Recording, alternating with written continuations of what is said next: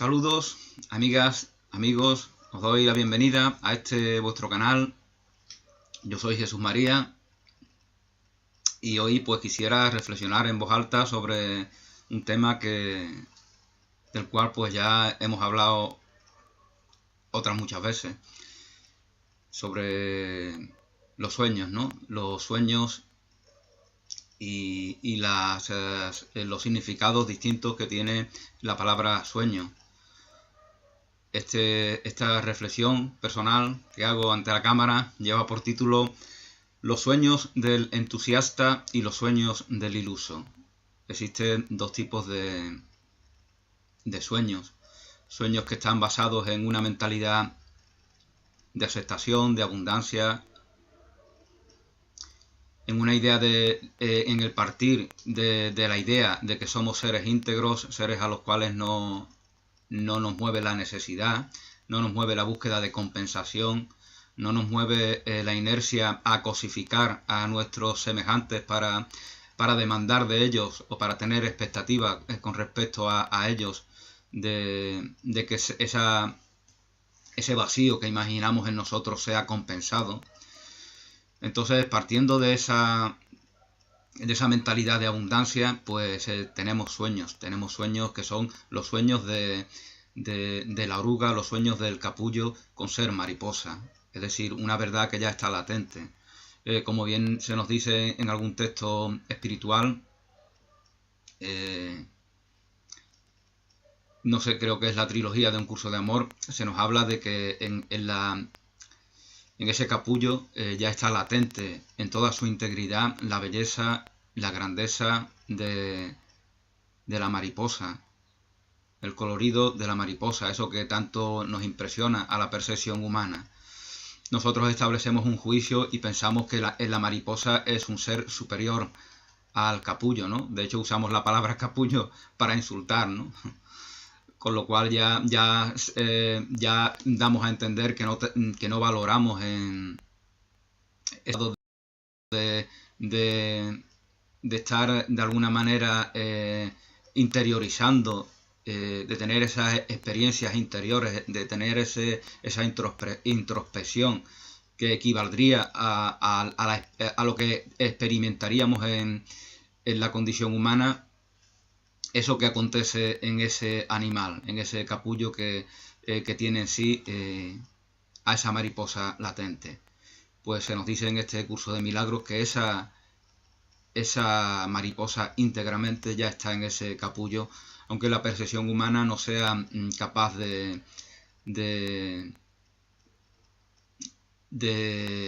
percibirla.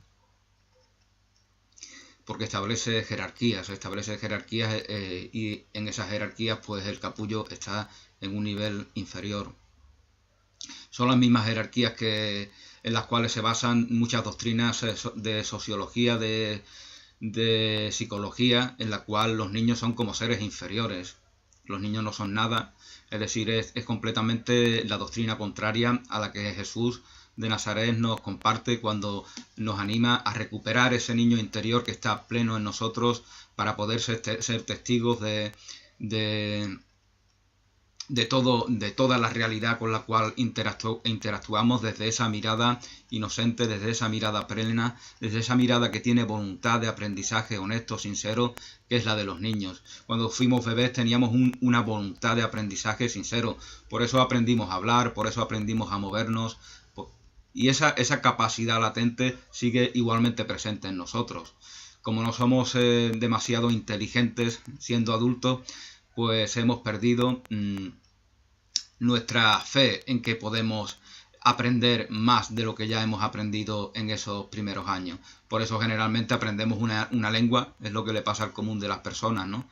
Mucha gente dice que difícil es aprender una lengua. Fuimos niños, fuimos bebés y la aprendimos sin ningún problema. Nadie tiene una lengua nativa. La ha aprendido, aquí lo hemos aprendido todo. La condición humana es una condición de aprendizaje. Eso no significa que aquel que está aprendiendo aquello que está aprendiendo en nosotros no sea pleno, no sea íntegro, no esté completamente consumado. Todo está consumado, nos dice Jesús. Todo está consumado. la verdad está disponible para todos. La verdad que nos hace libres está disponible para todos, gracias a la resurrección del Maestro Jesús, que comparte con nosotros esa idea, independientemente de que no la hayamos desarrollado en nosotros. Si la hubiéramos desarrollado, pues lógicamente viviríamos en un mundo que diera noticia de esa consumación. La consumación es un principio más que un fin. Cuando todo está consumado es que ya nos movemos desde esa otra mentalidad de abundancia, de plenitud, de la cual emergen esos sueños del entusiasta, del cual íbamos a hablar hoy, y esa es la reflexión que quería hacer. Los sueños del entusiasta y los sueños del iluso.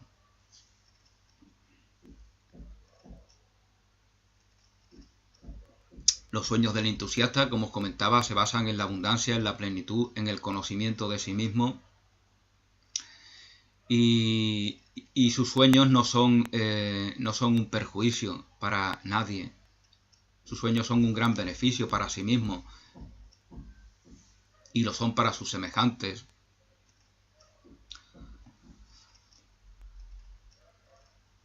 Son los sueños de los grandes científicos, son los sueños de los grandes creadores, de los grandes artistas, de los grandes maestros místicos, de los pensadores honestos, los filósofos honestos, sean de Oriente o sean de Occidente, de los grandes gurús, de los grandes druidas, que se basan en la búsqueda de la verdad, pero no en una verdad que se busca afuera desde una mentalidad de carencia, sino desde una verdad que se reconoce en sí mismo cuando hay voluntad de aceptación.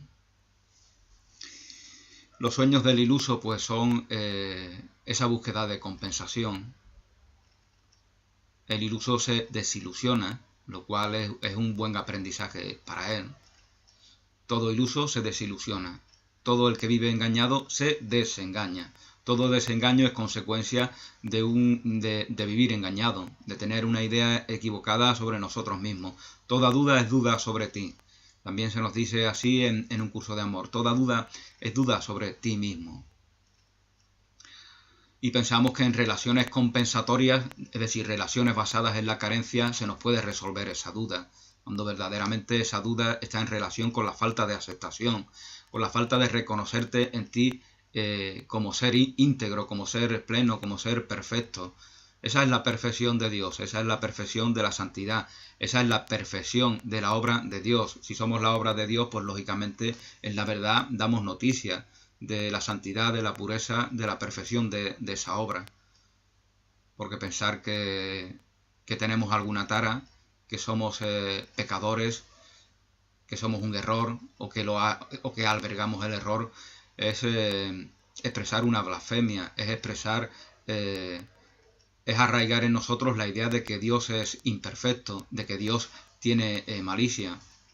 Esto es como cuando pensamos que el mundo tal como lo percibimos, tal como humanamente lo percibimos, con todos sus conflictos, con todas sus guerras, con todos sus ataques, es una obra de Dios. Entonces, en nuestro subconsciente se arraiga la idea de que Dios es perverso, aunque no reconozcamos esta idea, porque Dios, siendo todopoderoso, teniendo la idea de que Dios es todopoderoso, vemos que Él no ha creado un mundo de amor, un mundo de bondad, pudiendo haberlo hecho.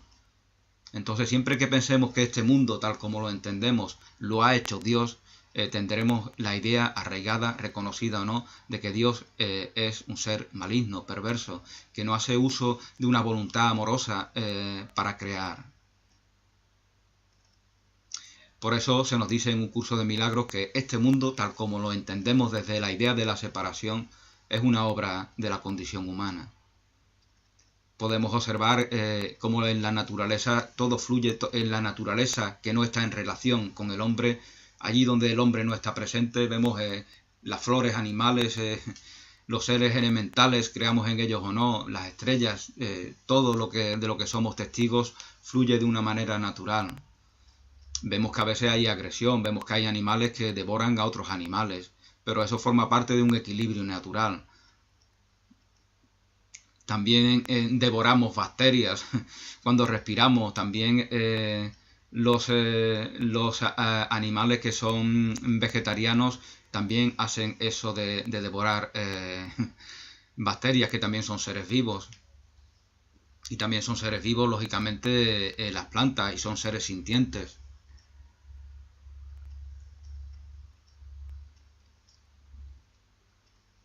Lo que vengo a referirme es que en el universo, en la creación, hay un equilibrio natural del cual somos testigos, y igualmente somos testigos de que nosotros desentonamos.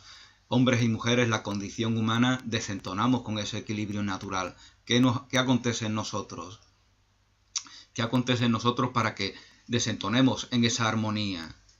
Para que tengamos la capacidad de autodestruirnos, cosa que no digo yo, ni dicen los gurús de la nueva espiritualidad, cosa que ya dicen los científicos. Ahí están sus artículos en los cuales se nos habla, artículos recientes, en los cuales se nos hablan de la apocalipsis a la cual ineludiblemente se conduce a sí misma la condición humana. Estas son afirmaciones de científicos académicos reconocidos de la ciencia convencional.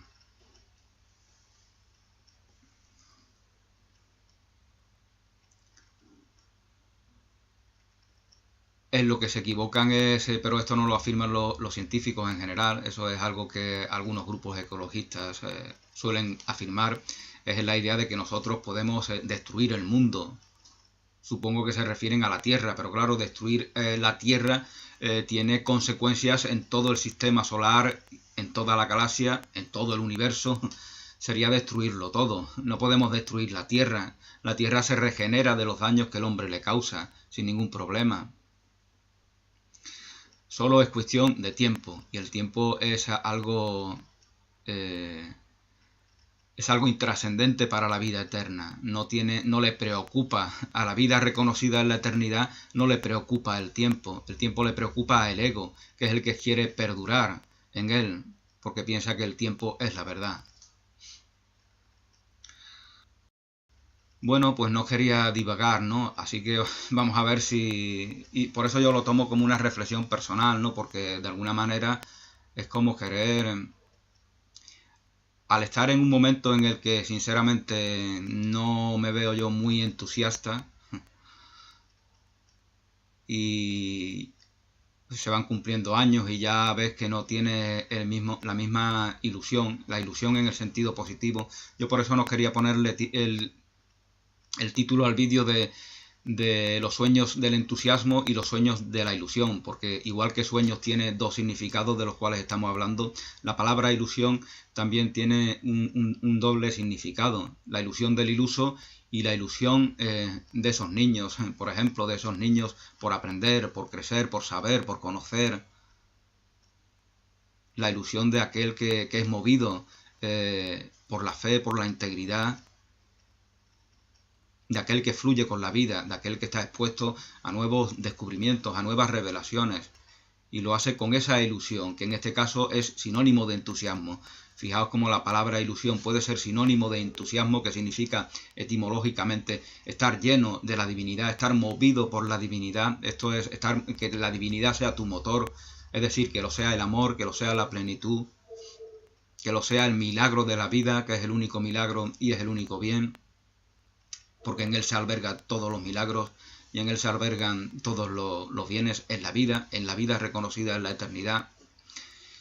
Pues como os comentaba, cuando no nos reconocemos en que la vida se da en la eternidad, pues tenemos los sueños ilusos propios del ego, los sueños de perdurar. Solo el ego alberga en sí la idea, el deseo de perdurar, aceptándonos en el eterno presente de la vida.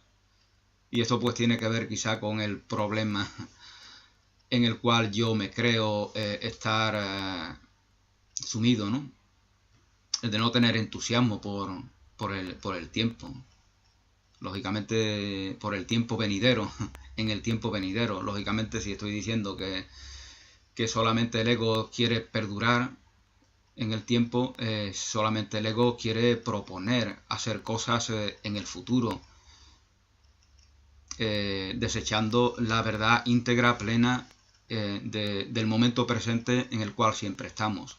el presente de la vida, el regalo de la vida. La vida es un regalo.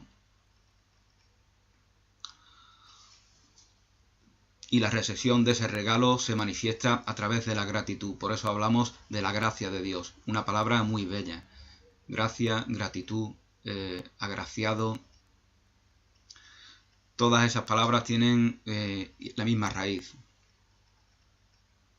Cuando manifestamos gratitud, nos estamos reconociendo en la gracia de Dios, que es la gracia de la vida, que es la gracia del amor. Los sueños del entusiasta, los sueños del iluso. Todos tenemos sueños. Si no tenemos los sueños del entusiasta, tenemos los sueños del iluso. Aunque sean sueños dramáticos, aunque sean sueños de querer abandonar la vida de una manera expeditiva, son sueños del iluso. Y a veces una consecuencia de esos sueños, el sentimiento trágico de la vida, de que todo es vacío, de que todo es confrontación, de que todo es egoísmo. Ese sentimiento es consecuencia de haber cultivado los sueños del iluso, es decir, de no habernos reconocido en el entusiasmo y a partir de ahí que emanen sueños, que emane una voluntad de compartir con nuestros semejantes, de trabajar nuestras herramientas, las herramientas que hemos aprendido. El lenguaje, el trabajo con el lenguaje nos hace crecer, nos hace tomar conciencia de todo nuestro potencial. Es imprescindible el que sepamos manejar estas herramientas. Pero fijaos que igual que existe un lenguaje verbal, existen otras herramientas que aún no han aparecido. Tiene que ver con esos nuevos sentidos que van emanando. Alguien por ahí leí un artículo en algún sitio sobre los muchísimos sentidos que tenemos, que no son solo 5 o 6, que son muchos, que son que tienen que ver con la comunicación, con la capacidad de conocer qué es lo que acontece en el corazón, en la mente de nuestros semejantes. Esos sentidos están ahí, muchos están obturados, están obliterados, están siendo reprimidos. ¿Por qué? Porque porque estamos involucrados emocionalmente en relaciones que un curso de milagros llama especiales. Estamos involucrados, tenemos expectativa que se nos dé algo desde afuera, entonces nos vemos con amor, nos vemos desde el amor a nuestros semejantes, no lo podemos comprender. Hay una película que se llama, siempre se me olvida el título, una película de Bruce Willis que se llama, ¿cómo se llama esta película?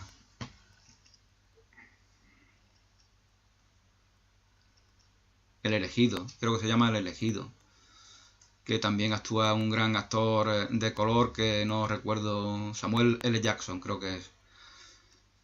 Bueno, pues en El elegido, el protagonista Bruce Willis es un simple vigilante de seguridad, un guarda de seguridad, un trabajador común, que quiere hacer su trabajo de la mejor manera posible, que quiere prestar ese servicio a la comunidad que nos presta a todos los vigilantes y las vigilantes, policías y de cualquier cuerpo público o privado de seguridad. Él quiere hacer su trabajo, prestar su servicio. El buen vigilante no está a la expectativa de que acontezcan cosas horribles. No, el buen vigilante tiene la voluntad de que todo se desarrolle con normalidad. Trabaje donde trabaje en un centro comercial o trabaje en un estadio deportivo. Esa es su voluntad. Esto es como el árbitro. Si has pasado desapercibido es que has hecho un grandísimo arbitraje, pues el vigilante es igual. Si has pasado desapercibido, si no has hecho prácticamente nada más que estar atento, mirando, saludando, entonces la jornada ha sido perfecta, no ha habido ningún problema, no ha habido ningún incidente. Eso es lo que todos queremos, que nos convivamos de manera bondadosa y con buena intención y con buenos propósitos, convivamos, seamos 2 los que estamos o seamos 20.000 en un estadio, que todo se dé con normalidad. Y esa es la voluntad del buen vigilante seguridad, lo cual no implica que esté en una actitud pasiva. No, él está a la expectativa. Y eso precisamente es lo que hace Bruce Willis, o el protagonista o el personaje que él interpreta en la película El Elegido. Él quiere conocer más, quiere que no se dé ningún problema. Y en esa voluntad de servicio, en esa voluntad amorosa de servir a sus semejantes, comienza a ver más allá de lo que generalmente vemos. Ve el corazón, ve la mente de las personas, ve lo que acontece en ellas, ve que alguien está ocultando algo. ¿Qué oculta? Pues que lleva un arma. Él ve la idea, lo vemos en los rasgos, lo vemos en la expresión. Cuando no estamos involucrados emocionalmente ni mentalmente en relaciones especiales, empezamos a ver desde el amor, y ver desde el amor, ver la verdad de lo que acontece. Y ver la verdad de lo que acontece no solamente es ver cosas bonitas, sino que puede ser, en este caso, por ejemplo, en el caso es una ficción, pero es una ficción que alude a algo que es verdadero. En este caso, pues este personaje del vigilante pues ve, por ejemplo, que alguien lleva un arma, ve la mente de las personas, acaba viendo lo que acontece en la mente de una persona que ha secuestrado a otras personas y que las tiene privadas de libertad y que las tiene haciéndoles daño. Él lo ve y por eso puede rescatarla. Esto es una enseñanza. Cuando no estamos aquí en el mundo para compensar ideas de carencia, ideas de escasez, ideas de necesidad, cuando no estamos aquí para que se dé esa compensación, pues empezamos a sentirnos que estamos aquí para servir. Y podemos hacerlo en muchos ámbitos. Seas un ministro o seas un vigilante.